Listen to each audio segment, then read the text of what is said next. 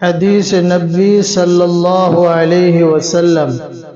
حضرت انس رضی اللہ تعالی عنہ سے روایت ہے کہ نبی کریم صلی اللہ علیہ وسلم نے فرمایا، مومنوں کو روز قیامت روک رکھا جائے گا، حتیٰ کہ اس وجہ سے وہ غمگین ہو جائیں گے، وہ کہیں گے کاش کہ ہم اپنے رب کے حضور کوئی سفارشی تلاش کریں تاکہ وہ ہمیں ہماری اس جگہ سے نجات دے دے۔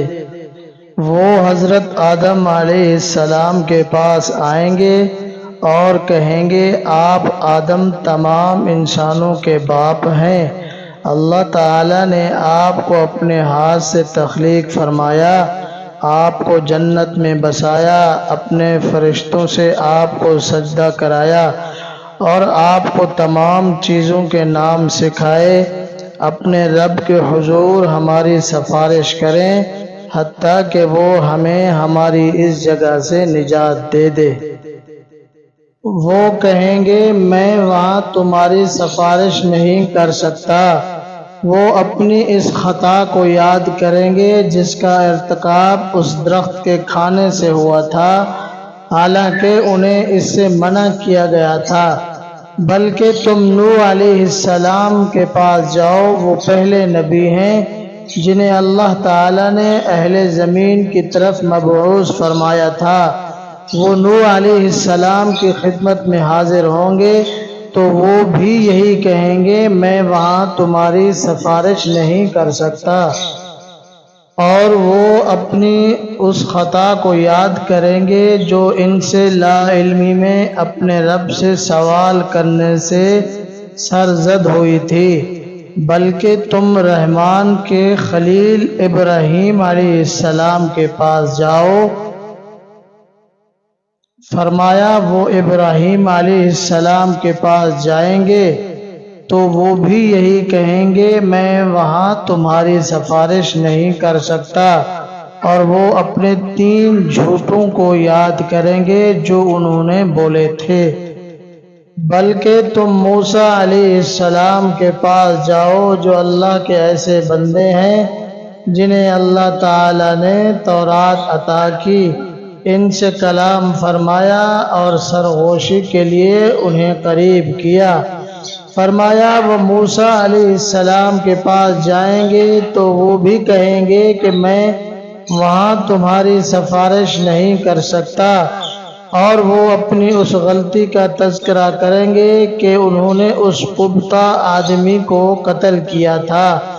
بلکہ تم اللہ کے بندے عیسیٰ علیہ السلام کے پاس جاؤ جو کہ اس کے رسول ہیں، اللہ کی روح اور اس کا کلمہ ہے۔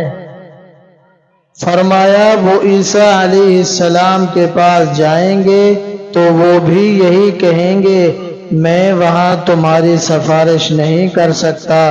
بلکہ تم اللہ کے بندے محمد صلی اللہ علیہ وسلم کے پاس جاؤ، اللہ نے جن کے اگلے پچھلے تمام گناہ معاف کر دیے ہیں۔ فرمایا چنانچہ وہ میرے پاس آئیں گے، میں اپنے رب سے اس کے حضور آنے کی اجازت طلب کروں گا تو مجھے اجازت دے دی جائے گی۔ جب میں اللہ تعالیٰ کو دیکھوں گا تو سجدہ ریز ہو جاؤں گا، پھر جتنی دیر اللہ چاہے گا وہ مجھے اسی حالت میں رہنے دے گا۔ پھر فرمائے گا، محمد اٹھو، بات کرو، تمہاری بات سنی جائے گی، سفارش کرو، تمہاری سفارش قبول کی جائے گی، آپ سوال کریں، آپ کو عطا کیا جائے گا۔ فرمایا چنانچہ میں اپنا سر اٹھاؤں گا تو میں اپنے رب کی وہ حمد و ثنا بیان کروں گا جو وہ مجھے سکھائے گا۔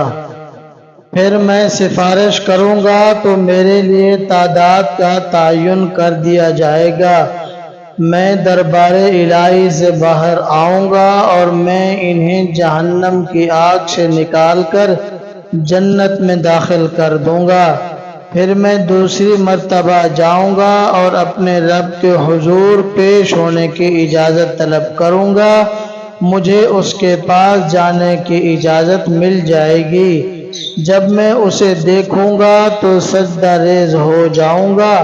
جس قدر اللہ چاہے گا وہ مجھے اسی حالت میں رہنے دے گا۔ پھر فرمائے گا محمد صلی اللہ علیہ وسلم سر اٹھاؤ، بات کرو تمہیں سنا جائے گا، سفارش کرو تمہاری سفارش قبول کی جائے گی، سوال کرو آپ کو عطا کیا جائے گا۔ فرمایا میں اپنا سر اٹھاؤں گا، میں اپنے رب کی حمد و ثنا بیان کروں گا جو وہ مجھے سکھائے گا۔ پھر میں سفارش کروں گا تو میرے لیے حد متعین کر دی جائے گی۔ میں بارگاہ رب العزت سے باہر آؤں گا تو میں انہیں جہنم سے نکال کر جنت میں داخل کر دوں گا۔ پھر میں تیسری مرتبہ جاؤں گا، اپنے رب کے پاس جانے کی اجازت طلب کروں گا تو مجھے اس کے پاس جانے کی اجازت مل جائے گی۔ جب میں اسے دیکھوں گا تو سجدہ میں گر جاؤں گا۔ اللہ جب تک چاہے گا مجھے اسی حالت میں چھوڑ دے گا۔ پھر فرمائے گا محمد سر اٹھائیں، بات کریں تمہیں سنا جائے گا، سفارش کریں تمہاری سفارش قبول کی جائے گی، اور سوال کریں آپ کو عطا کیا جائے گا۔